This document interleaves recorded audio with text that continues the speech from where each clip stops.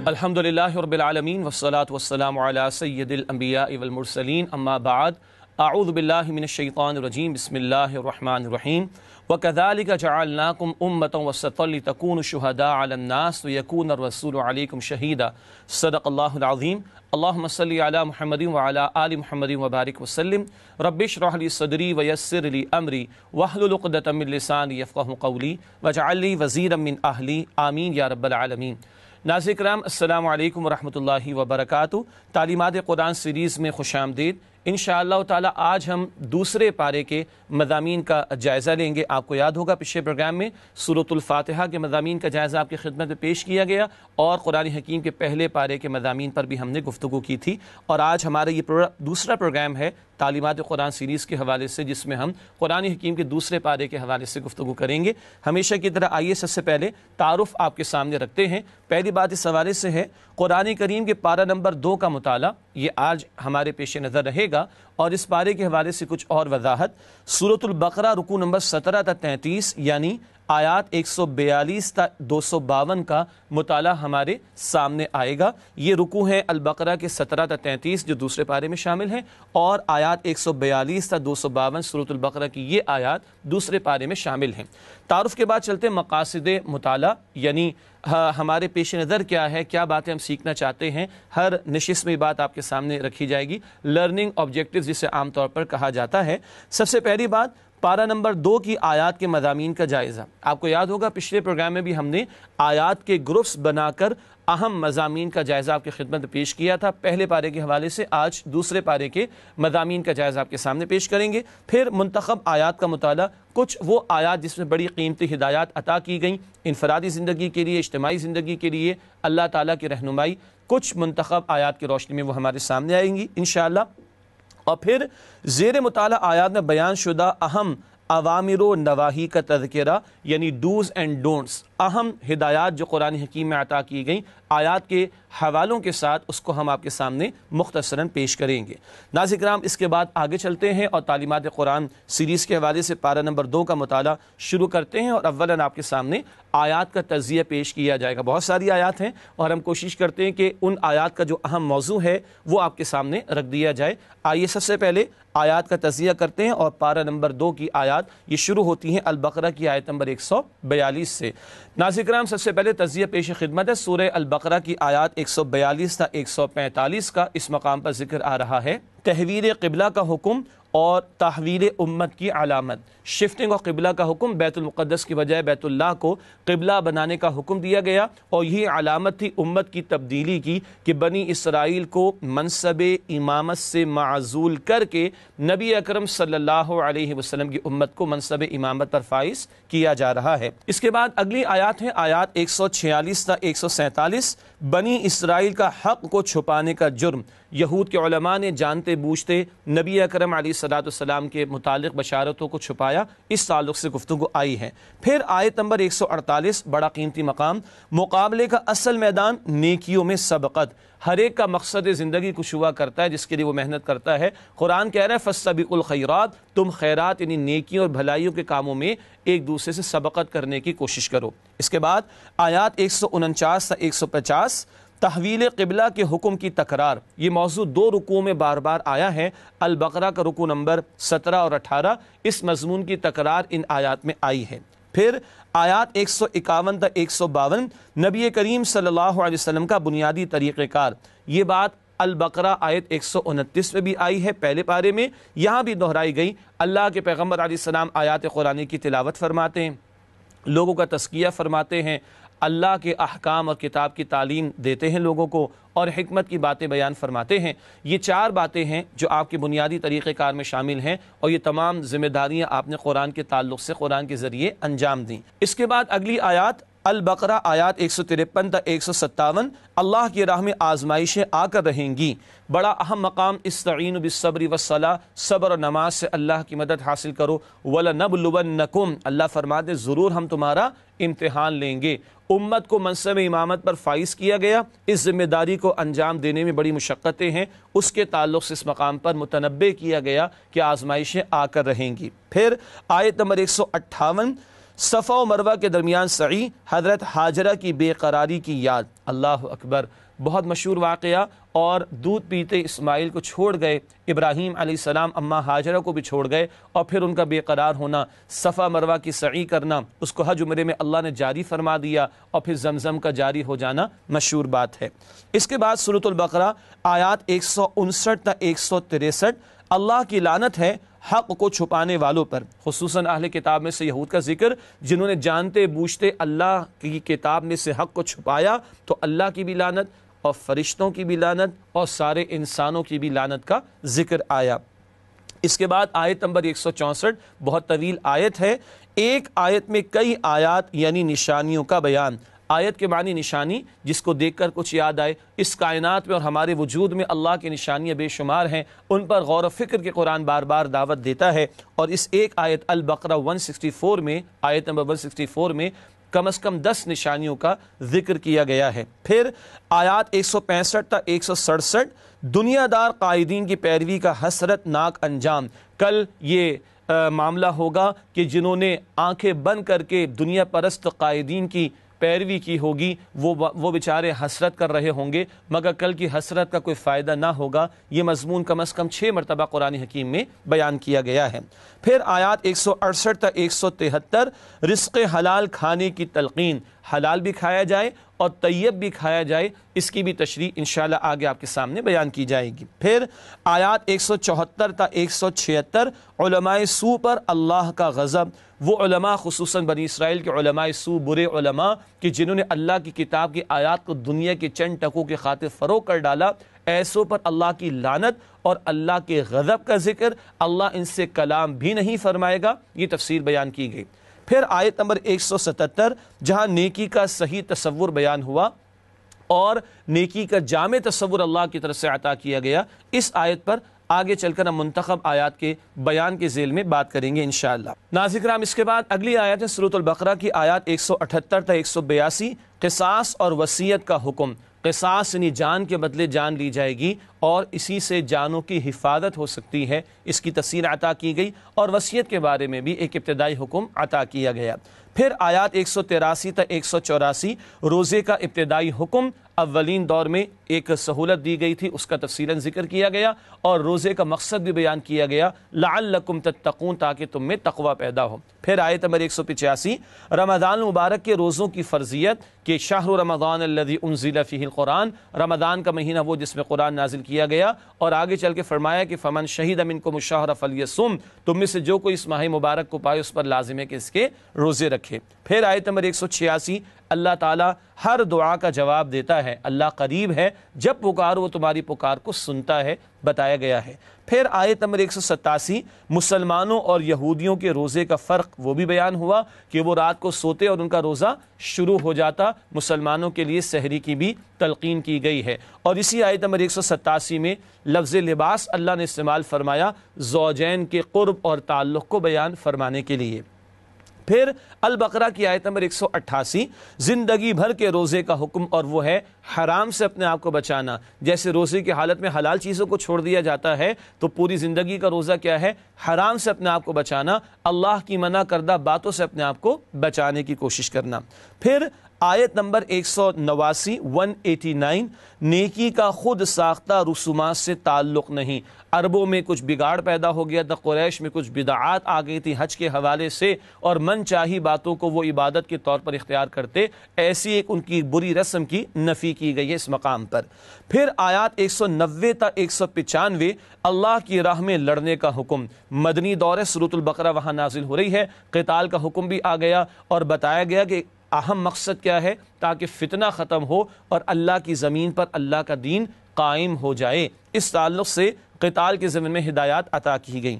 پھر آیات 196 تا 203، حج اور عمرے کے لیے احکامات، یہ بھی بتایا گیا کہ حج اور عمرہ ادا کرو تو اللہ کی رضا کے لیے۔ پھر حج سے متعلق کچھ احکامات کا ذکر آیا، کہیں تم پھنس جاؤ، کہیں گھیر لیے جاؤ تو اس میں کیا کیا جائے گا، احرام کھول دیا جائے گا، اس کی تفصیلات بیان کی گئیں۔ پھر حج تمتع کے حوالے سے بھی ذکر کیا گیا کہ عمرے اور حج کو تم ملا لیتے ہو تو قربانی اللہ کی راہ میں تمہیں پیش کرنا ہوگی، اور بھی مسائل یہاں پر بیان کیے گئے۔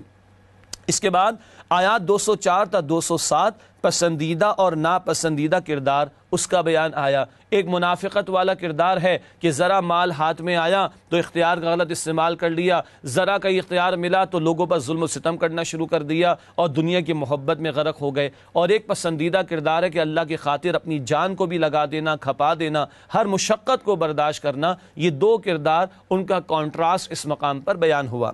پھر البقرہ کی آیت نمبر 208 تا 210 پورے کے پورے اسلام پر عمل کرو، اس کا تقاضا آیا۔ اس آیت پر بعد میں بھی ہم بات کریں گے، اور بتایا گیا کہ اللہ کا واضح تقاضا تو آ گیا، پورے اسلام پر عمل کرو، پھر بھی تم نہیں مانتے تو پھر اللہ کا عذاب اس سے ڈرایا گیا ہے۔ پھر آیات 211 تا 212 ناشکری سے نعمت چھن جاتی ہے۔ بنی اسرائیل کا ذکر ہوا، ناشکری کی، اللہ نے نعمت واپس لے لی۔ ہم مسلمانوں کو بھی سمجھایا جا رہا ہے، قرآن کی ایمان کی دولت ملی ہے، اس کی حفاظت کرنا اور اس کا شکر ادا کرنا۔ اس کے بعد البقرہ کی آیت نمبر 213 ہے تفرقے کا سبب بڑا بننے کی خواہش، ارج ٹو ڈومینیٹ۔ یہ یہود کا معاملہ کیا ہوا؟ حسد میں آ گئے، ہم سے لے کر بنی اسماعیل میں کیوں نبوت دے دی گئی، ہم تو نہیں مانتے۔ یہ بڑا بننے کا شوق انسان کو جانتے بوجھتے حق سے دور کر دیتا ہے۔ اس کے بعد آیت نمبر 214 جنت مشکلات سے گھیر دی گئی ہے، بہت ہی ہلا دینے والا مقام قرآن حکیم کا۔ جنت چاہتے ہو تو جان تک کا نذرانہ پیش کرنا پڑے گا، بڑے مصائب تم پر آئیں گے۔ اس آیت پر بعد میں انشاءاللہ ہم گفتگو کریں گے۔ پھر آیت نمبر 215 انفاق کن کے لیے، کن کن لوگوں پر مال خرچ کیا جائے گا، والدین بھی ہیں، رشتہ دار بھی ہیں، تفصیل بتائی گئی۔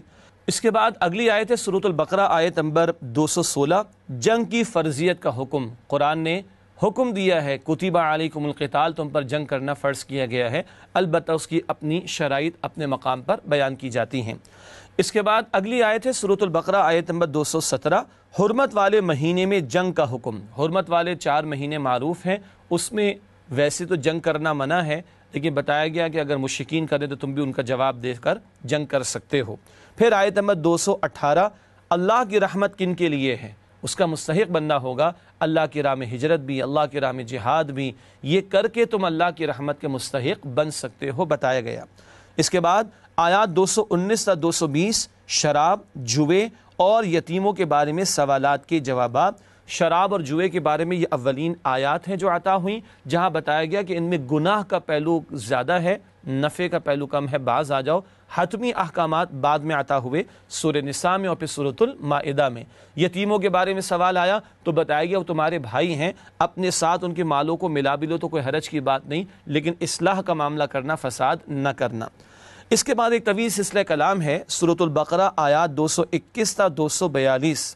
یہ 4 رکوع ہیں، رکوع نمبر 28، 29، 30، 31، جہاں اللہ سبحانہ و تعالیٰ نے خاندانی زندگی کے حوالے سے رہنمائی عطا فرمائی۔ اس کے ذیل میں نکاح کے تعلق سے کچھ ہدایات، مشرکین سے نکاح کی ممانعت کا بیان ہے، حیض کے حوالے سے حکم عطا کیا گیا، طلاق کی کچھ تفصیلات عطا کی گئیں، 2 کی حد تک 3 کا معاملہ تفصیل بتائی گئی ہے، خلا کا ذکر ہوا، مہر کی ادائیگی پر زور دیا گیا، رضاعت کے مسائل کا ذکر ہوا، بچے کو دودھ پلائے جانے پر زور دیا گیا۔ یہ خاندانی زندگی سے متعلق ہدایات اس مقام پر عطا ہوئیں۔ پروگرام کے آخر میں جب اوامر و نواہی پر بات کریں گے تو ان آیات میں سے کچھ کا لسٹنگ کے تحت آپ کے سامنے ذکر کیا جائے گا کہ کیا کرنے کے کام عطا کیے گئے اور کن کاموں سے روکا گیا۔ اور اس دوسرے پارے کے آخر میں، بالکل آخر میں آیات 243 سے 252 اللہ کی مدد کا ایمان افروز واقعہ، طالوت کی فتح کا بیان، بنی اسرائیل کی تاریخ کا واقعہ، اور جناب طالوت اللہ والے تھے، ان کو بادشاہت بھی عطا ہوئی، اور جالوت کے لشکر پر اللہ نے ان کے لشکر کو فتح عطا فرمائی۔ اس واقعے کو تفصیل سے بیان کیا گیا، اور وہاں ایک اہم ہدایت آئی کہ بارہا ایک چھوٹی جماعت اللہ کے حکم سے ایک بڑی جماعت پر غالب آ گئی۔ اس آیت پر آگے چل کر ہم بات بھی کریں گے انشاءاللہ تعالی۔ ناظرین کرام، یہ تو سورۃ البقرہ کی وہ آیات کے جو دوسرے پارے میں واقع ہوئی ہیں، ان کو آیات کے اعتبار سے اور موضوعات کے اعتبار سے ہم نے سمجھا ہے۔ یقیناً تفصیل نہیں بیان کی جا رہی، مقصود یہ کہ ایک اوور ویو پورے پارے کے مضامین کا ہمارے سامنے آ جائے، وہ آپ کے سامنے رکھا گیا۔ اب اگلا حصہ گفتگو کا وہ ہے منتخب آیات کا مطالعہ۔ ہر نشست میں، ہر پارے میں سے ہم چند آیات کا انتخاب کریں گے جن میں عملی ہدایات اور رہنمائی ہمارے سامنے آتی ہے، اور ان آیات کا ترجمہ اور مختصر سی وضاحت بھی آپ کے سامنے رکھیں گے۔ نسألك يا من هو الله الذي یہ جتنا بھی شیخ صاحب شیخ شجاع جو ہے وہ آپ کو بھی قرآن سمجھانے کی کوشش کر رہے تھے، ظاہر ہے استاد سمجھانے ہی کی کوشش کرتے ہیں، لیکن اس میں ذرا غور کیجیے گا کہ اس میں جو پیس آف سپیچ ہے وہ کتنی زیادہ امپورٹنٹ ہے کہ زیادہ سے زیادہ سبجیکٹس کو کرایا جا سکے۔ اس لیے جو عام طور پہ مدارس کے اندر بچے پڑھتے ہیں وہ قرآن کی جو یہ خلاصہ قرآن ہے یا تفسیر قرآن ہے، اس میں 8 سے 11 سال لگتے ہیں۔ 8 سے 11 سال کو 30 دن کے اندر کمپوز کرنا یہ اساتذہ کا ہی کام ہوتا ہے۔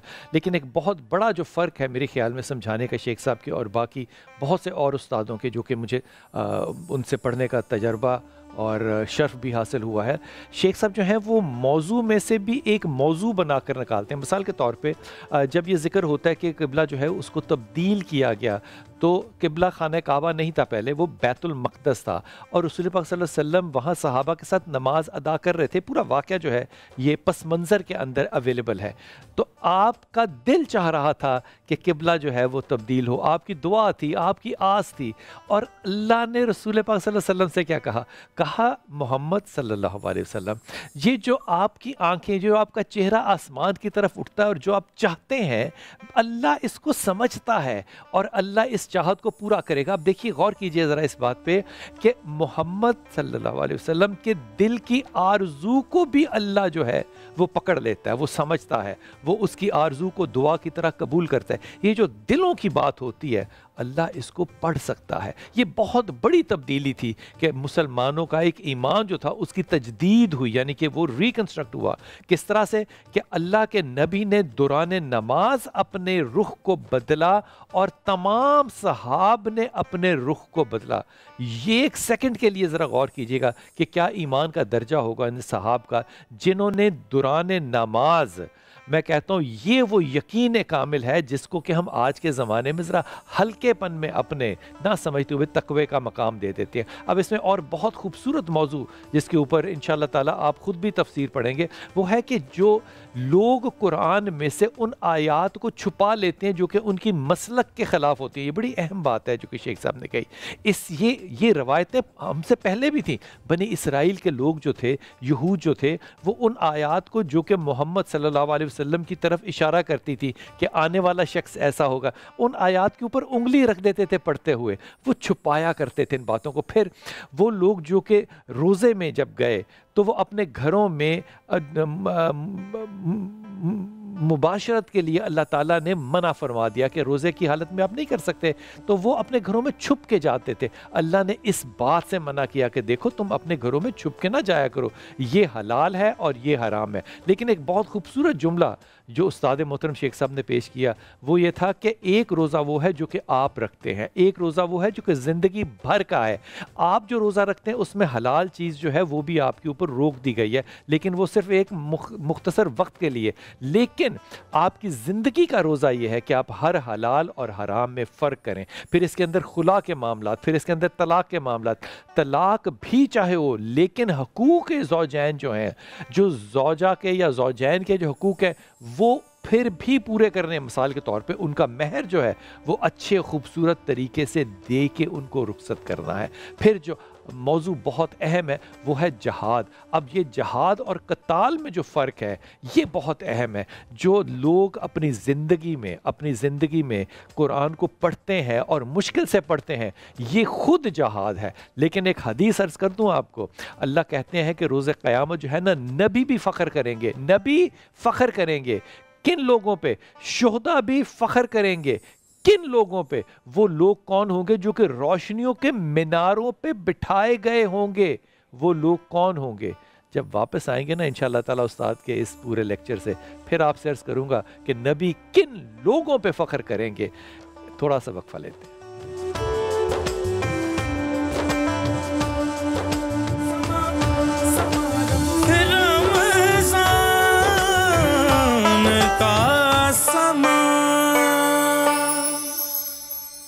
تو اب چلتے ہیں دوسرے پارے کی منتخب آیات کے مطالعے کی طرف۔ سب سے پہلے جس آیت کا انتخاب کیا گیا وہ البقرہ کی آیت نمبر 143 ہے۔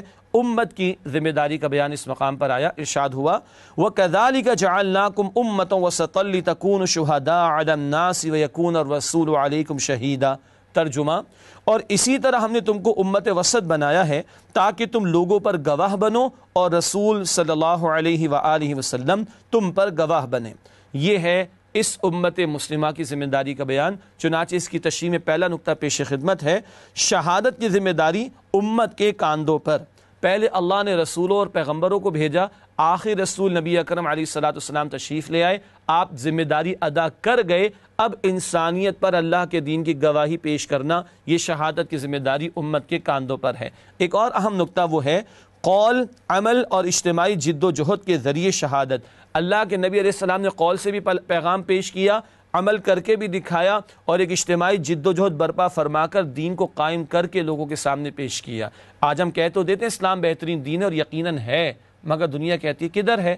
کہیں قائم کیا تو تقاضا ہے کہ قول سے بھی پیش کرے، عمل سے، کردار سے بھی دین کو پیش کرے، اور ایک اجتماعی نظام قائم کر کے دنیا کے سامنے پیش کریں کہ یہ اللہ کا دین ہے، آؤ اسے مانو اور اس کے تقاضوں پر عمل کرو، اور یہ اس کی برکات ہیں۔ یہ ہے امت مسلمہ کی ذمہ داری، شہادت علی الناس، لوگوں پر اللہ کے دین کی گواہی پیش کرنا۔ ناظرین کرام، اس کے بعد جس اگلی آیت کا انتخاب کیا گیا وہ البقرہ کی آیت نمبر 148 ہے، نیکیوں میں سبقت کرو، اس کا حکم۔ ارشاد ہوا وَلِكُلٍّ وِجْهَةٌ هُوَ مُوَلِّيهَا فَاسْتَبِقُوا الْخَيْرَاتِ، ترجمہ، اور ہر ایک کے لیے ایک سمت مقرر ہے، جس طرف وہ رخ کرتا ہے تو تم نیکیوں میں سبقت حاصل کرو۔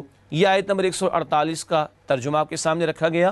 اس حوالے سے تشریح کا پہلا نقطہ، مقابلے کا اصل میدان نیکیوں میں سبقت۔ مال بھی لوگ جمع کر رہے ہیں، جائیدادیں بھی بنا رہے ہیں، مگر سب کو پتہ ہے سب ٹھاٹ پڑا رہ جائے گا جب لات چلے گا بنجارا۔ 2 فٹ نیچے جاؤ گے، جائے گا جب جہاں سے کچھ بھی نہ ساتھ ہوگا۔ 2 گز کفن کا کپڑا تیرا لباس ہوگا۔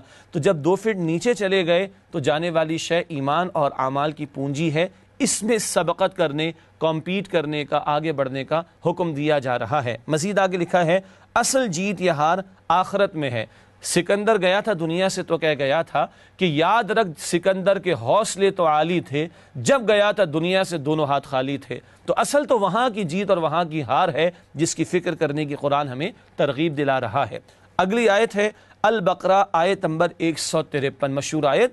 مشکلات میں کرنے کا کام، اللہ کے دین کی سربلندی کے لیے، شہادت کے فریضے کے لیے سمت کو چن لیا گیا، اس کام میں مشقتیں تو ہیں، اس کے تعلق سے ہدایت دی جا رہی ہے۔ ارشاد ہوا یا ایھا الذین آمنوا استعینوا بالصبر والصلاۃ ان اللہ مع الصابرین، ترجمہ، اے ایمان والو صبر اور نماز سے مدد لیا کرو، بے شک اللہ صبر کرنے والوں کے ساتھ ہے۔ مشہور آیت ہے۔ آئیے اس کی تشریح کے 2 نقطے سمجھتے ہیں۔ پہلی بات، اللہ کی مدد کے حصول کے ذرائع، اللہ کی توفیق کے بغیر تم اللہ کی عبادت بھی نہیں کر سکتے۔ یہی سورۃ الفاتحہ میں ہم نے پڑھا ایاک نعبد و ایاک نستعین، اے اللہ ہم تیری عبادت کرتے ہیں اور تجھ ہی سے مدد مانگتے ہیں۔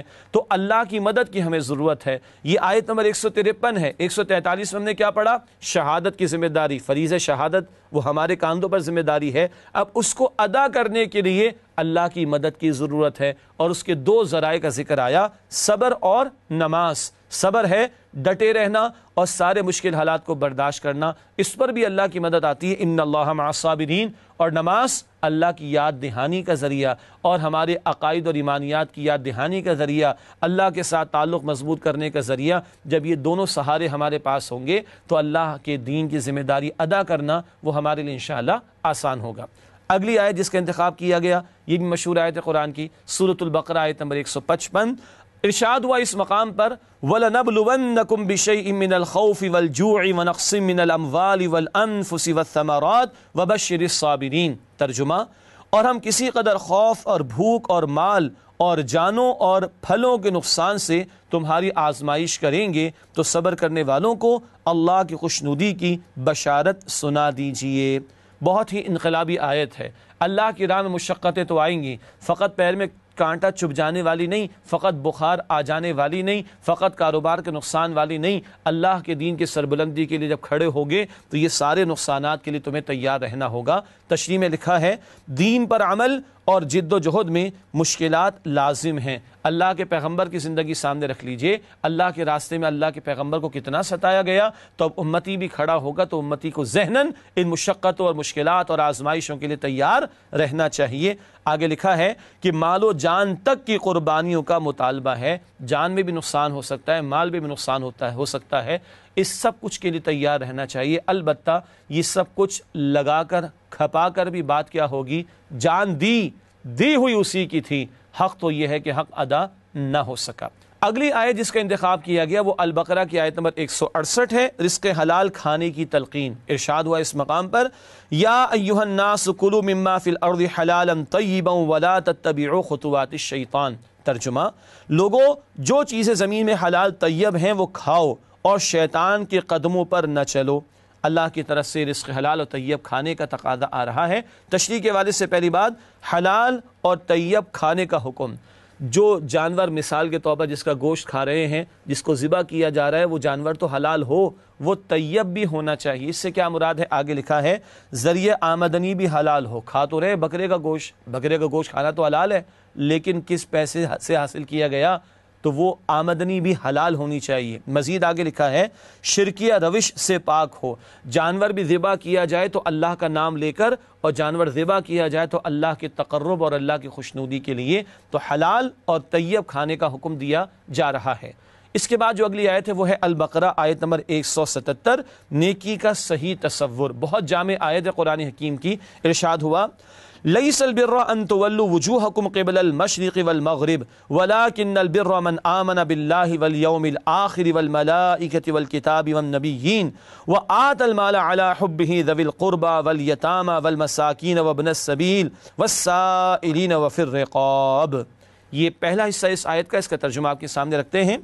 نیکی یہی نہیں کہ تم مشرق یا مغرب کی طرف منہ کر لو، بلکہ نیکی یہ ہے کہ لوگ اللہ پر اور روز آخرت پر اور فرشتوں پر اور اللہ کی کتاب پر اور پیغمبروں پر ایمان لائیں، اور مال باوجود عزیز رکھنے کے رشتہ داروں اور یتیموں اور محتاجوں اور مسافروں اور مانگنے والوں کو دیں، اور گردنوں کے چھڑانے میں خرچ کریں۔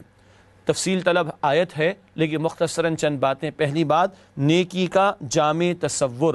جب قبلے کی تبدیلی کا حکم آیا تو یہود نے اعتراض کیا، بھئی یہ تو قبلہ ان کا ٹھیک نہیں ہے، ذرا ظاہر میں معاملہ ادھر ادھر ہو جائے تو بات کا بتنگڑ بن جاتا ہے، حالانکہ تبدیلی کا حکم تو اللہ نے دیا تھا۔ بتایا جا رہا ہے ظاہر کے چند معاملات تک نیکی محدود نہیں، اس کا ایک جامع تصور ہے۔ اس میں اگلی بات، اللہ کی رضا، آخرت کی فلاح، رسول اللہ علیہ السلام کا طریقہ، یہ ایمانیات کا بیان ہے۔ جو نیکی کرو اللہ کی رضا کے لیے، اجر فقط آخرت میں مطلوب، و طریقہ اللہ کے رسول سے لیا جائے گا صلی اللہ علیہ وآلہ وسلم۔ ہر عمل نیکی نہیں، بلکہ وہ عمل جو سنت کے مطابق ہوگا، اللہ کی رضا کے لیے ہوگا، اور جس میں پیش نظر آخرت کا اجر ہو، وہی اللہ کے ہاں نیکی قرار پائے گا۔ ایمانیات کے بعد مال خرچ کرنے کا ذکر آیا، چنانچہ ہم نے لکھا ہے انسانی ہمدردی میں مال خرچ کرنا۔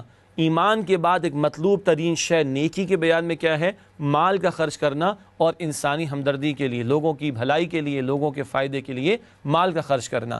آیت کا اگلا حصہ، وَأَقَامَ الصَّلَاةَ وَآتَى الزَّكَاةَ وَالْمُوفُونَ بِعَهْدِهِمْ إِذَا عَاهَدُوا وَالصَّابِرِينَ فِي الْبَأْسَاءِ وَالضَّرَّاءِ وَحِينَ الْبَأْسِ أُولَئِكَ الَّذِينَ صَدَقُوا وَأُولَئِكَ هُمُ الْمُتَّقُونَ۔ ترجمہ، اور نماز قائم کریں اور زکوٰۃ دیں، اور جب عہد کر لیں تو اس کو پورا کریں، اور سختی اور تکلیف میں اور جنگ کے وقت ثابت قدم رہیں، یہی لوگ ہیں جو ایمان میں سچے ہیں، اور یہی ہیں جو اللہ سے ڈرنے والے ہیں۔ اس آیت کے اس حصے میں چند باتیں اور آئیں۔ پہلا نقطہ، نماز اور زکوٰۃ کا اہتمام۔ عبادات کا بھی اہتمام کریں گے نیک لوگ، صرف سوشل ویلفیئر نہیں، اللہ کے ساتھ بھی معاملے کو ٹھیک رکھیں گے۔ نماز ایمان کو تازہ کرے گی، ایمان نیکی کی طرف لائے گا۔ زکوٰۃ یاد دہانی ہے سالانہ مال خرچ کرنے کی، وہ انسانی ہمدردی کے لیے مال خرچ کرنے کا ذکر بھی آیا تھا، وہ جذبہ زکوٰۃ کی ادائیگی سے تازہ رہے گا۔ پھر ایفائے عہد، معاملات انسانی وعدے سے جڑے ہوتے ہیں، اور نیک آدمی وہ ہے اللہ کی نگاہوں میں جو وعدے کو پورا کرنے والا ہو۔ ہم کہتے ہیں وہ وعدے ہی کیا جو وفا ہو جائے، اور اللہ کہتا ہے نیک وہ ہے جو وعدے کو پورا کرنے والا ہو۔ اور آخر میں آیا صبر اور حق و باطل کے معرکے میں استقامت۔ صبر مشکلات میں بھی، لیکن جنگ کے موقع پر بھی۔ کیوں؟ اللہ کے نیک بندے کی جنگ اللہ کے کلمے کی سربلندی کے لیے ہوگی۔ یہ ہے تصور کہ یہ سچے ہیں جو یہ کام کرنے والے ہوں، اور یہی متقی ہیں۔ ناظرین کرام، ایک وقفہ لینا چاہیں گے اور آپ سے ملاقات کرتے ہیں اس وقفے کے بعد، اور مزید منتخب آیات کا مطالعہ اس کے بعد آپ کے سامنے پیش کریں گے انشاءاللہ۔ السلام علیکم ورحمۃ اللہ وبرکاتہ۔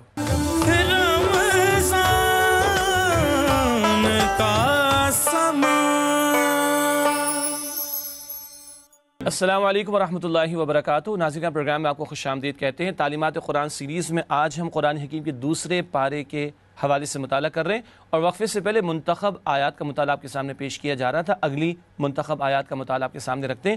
اگلی آیت جس کا انتخاب کیا گیا ہے سورۃ البقرہ آیت نمبر 179 179 قصاص کا حکم. ارشاد ہوا وَلَكُمْ فِي الْقِصَاصِ حَيَاتٌ يَا أُولِي الْأَلْبَابِ لَعَلَّكُمْ تَتَّقُونَ. ترجمہ: اور اے اہل عقل، حکم قصاص میں تمہاری زندگی ہے کہ تم قتل و خوریزی سے بچو.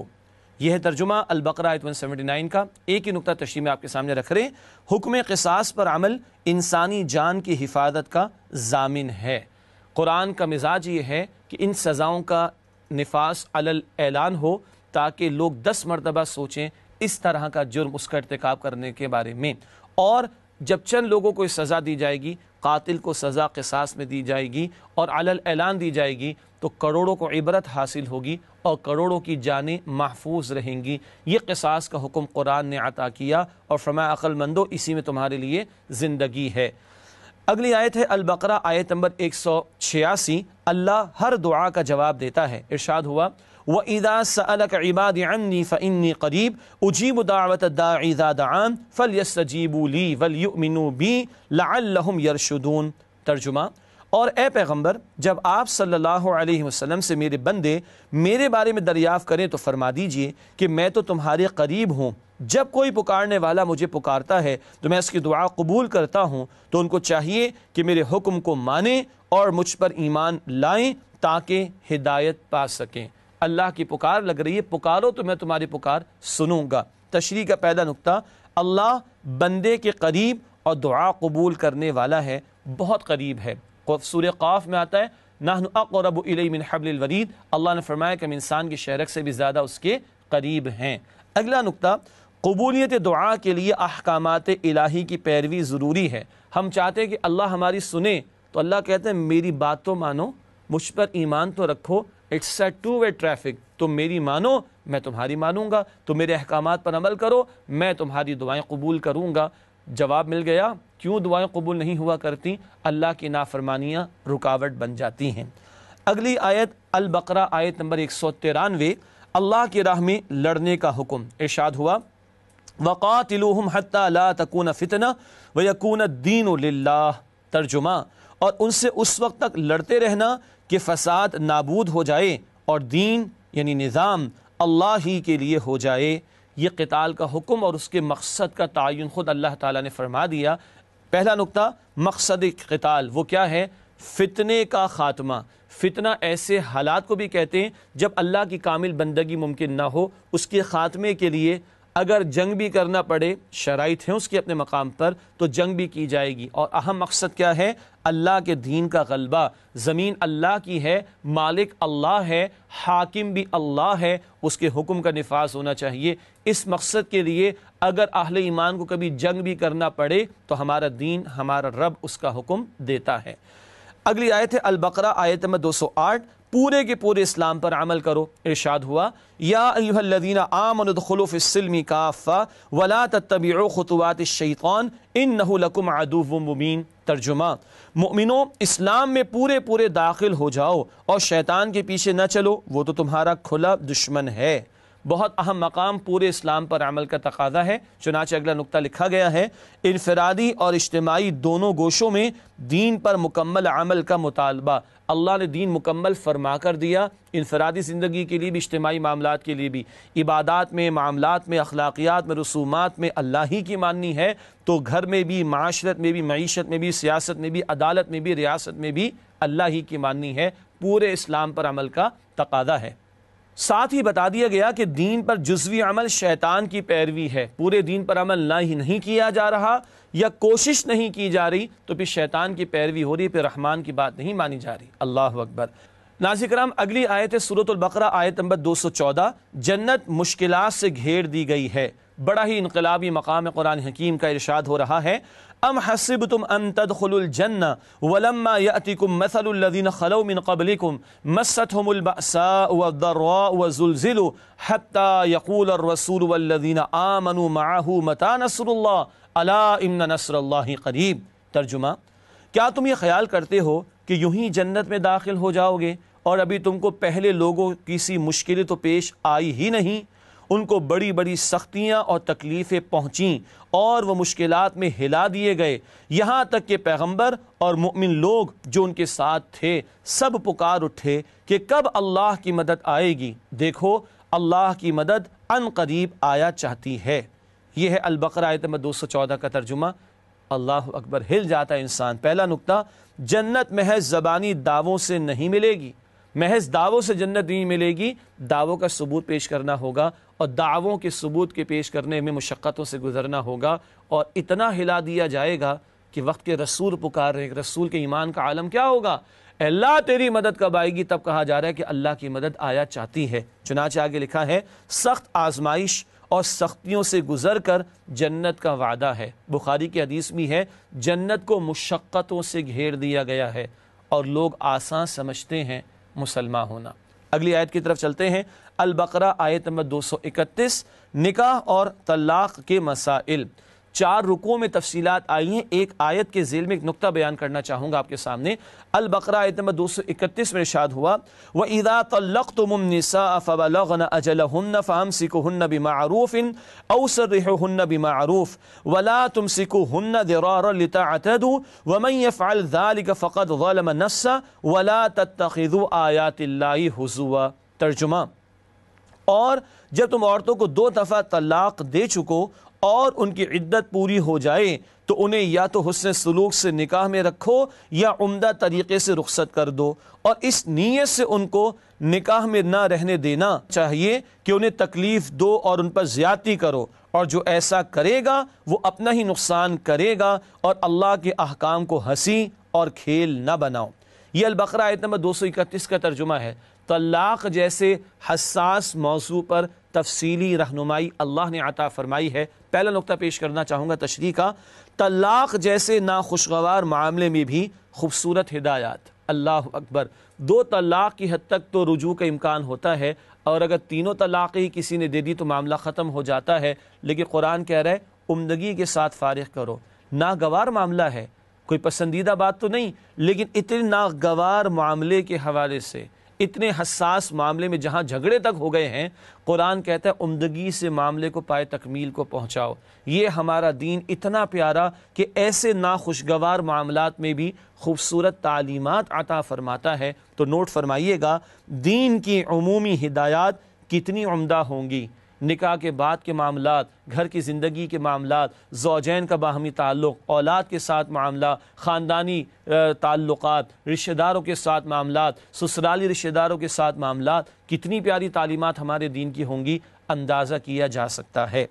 مزید فرمایا یہ اللہ کی آیات، ان کے ساتھ کھیل تماشا نہ کرو۔ اللہ نے احکامات دیے، ان کی پاسداری اگر لوگ نہیں کر رہے تو گویا وہ اللہ کے غضب کو دعوت دے رہے ہیں۔ اگلی اور آخری آیت جس کا انتخاب کیا گیا ہے وہ ہے البقرہ آیت نمبر 249 اللہ کی مدد کا ایمان افروز واقعہ۔ ارشاد ہوا قال الذين يظنون انهم ملاقو الله كم من فئة قليلة غلبت فئة كثيرة بإذن الله والله مع الصابرين۔